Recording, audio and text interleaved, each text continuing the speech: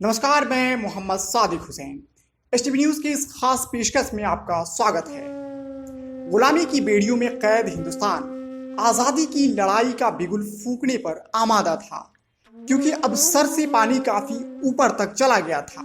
ऐसे में आज़ादी के मतवालों ने देश को अंग्रेजी हुकूमत से आज़ाद कराने की रणनीति अपनानी शुरू कर दी। देश भर में लड़ाई की बिगुल फूंक दी गई। फिर क्या था?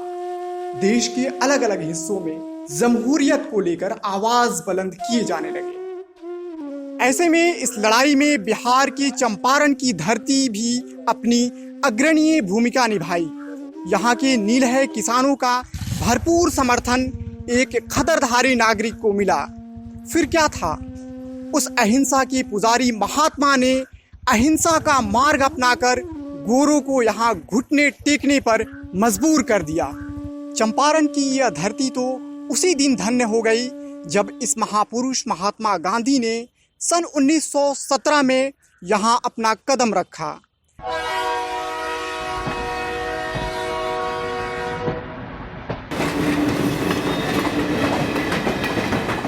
अब चंपारण की यह धरती इतिहास के पन्नों में गांधी जी की कर्मभूमि के नाम से सुनहरे अक्षरों में लिखी जा चुकी है।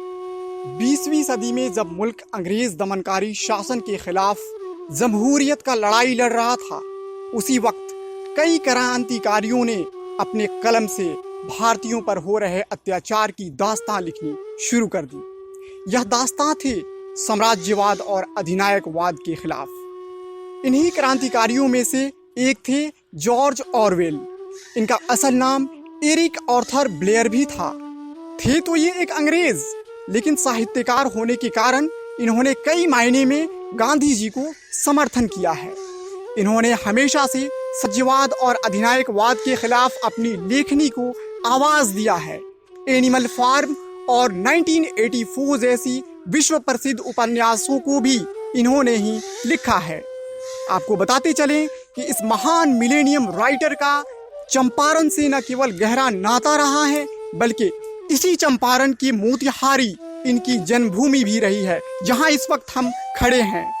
दूसरे शब्दों में हम यह कहें तो कोई अतिशयोक्ति नहीं होगी कि यह चंपारण एक ओर जहां महात्मा गांधी की कर्मभूमि रही है, तो वहीं दूसरी ओर जॉर्ज ऑरवेल की जन्मस्थली भी रही है।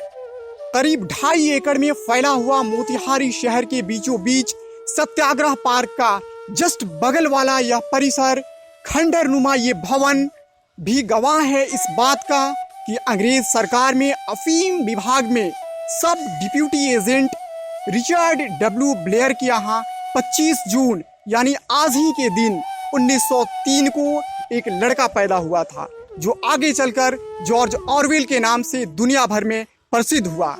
लेकिन दुर्भाग्य की इस बात को सन 1983 के बाद लंदन से आए एक पत्रकार यान जैक ने अपनी रिपोर्ट में उछाला। साल 1984 में उनकी रिपोर्ट देश विदेशों के अखबारों में छापी गई। तब जॉर्ज ऑरवेल के बर्थ प्लेस के बारे में पता चल सका। फिर क्या था? विदेशी पत्रकारों का यहाँ तांता लग गया। तब स्थानीय कुछ बुद्धिजीवियों को भी इस जगह की अहमियत का एहसास हुआ। सन 2003 में पहली बार इस शताब्दी साहित्यकार के 100वें जन्म दिवस पर स्थानीय रोटरी लेक टाउन मोतिहारी ने इस प्लेस को संरक्षित करने और इसके प्रचार प्रसार पर जोर दिया। तब से लेकर यहाँ इनके हर जन्म दिवस और पुण्यतिथि पर संगोष्ठी और सेमिनार आयोजित किए जाते हैं। सन 2010 में बिहार सरकार के कला एवं संस्कृति विभाग ने इस पूरे क्षेत्र को संरक्षित क्षेत्र घोषित किया था और इसे संग्रहालय में विकसित कर अंतर्राष्ट्रीय पर्यटन स्थल बनाने की भी बात कही थी। खुद सीएम नीतीश कुमार ने भी इस पूरे क्षेत्र का दौरा किया था।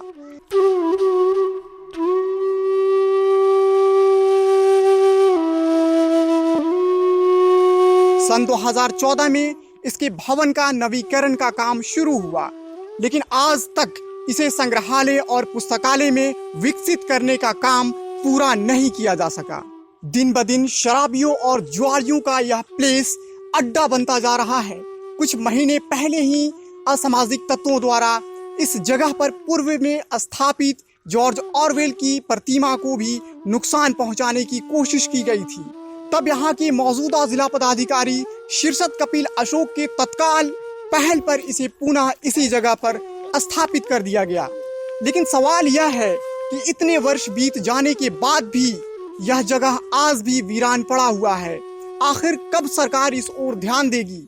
सिर्फ शताब्दी साहित्यकार के जन्म दिवस और पुण्यतिथि पर नमन कर लेने और तस्वीर पर फूल मालाएं चढ़ा लेने और श्रद्धांजलि अर्पित कर देने से ही सच्ची श्रद्धांजलि नहीं होगी, बल्कि इसके लिए सच्ची श्रद्धांजलि तो तब होगी जब इस जगह का जीर्णोद्धार होगा, यहाँ संग्रहालय और पुस्तकालय बनेगा, साथ ही इस जगह को पर्यटन स्थल के रूप में भी विकसित किया जाएगा।